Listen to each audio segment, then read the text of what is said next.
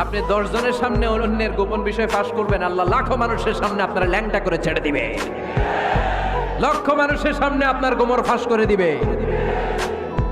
খবরদার, অন্যের পিছনে লেগে থাকেন না, অন্যের দোষ খুঁজেন না, দোষ খুঁজবেন না।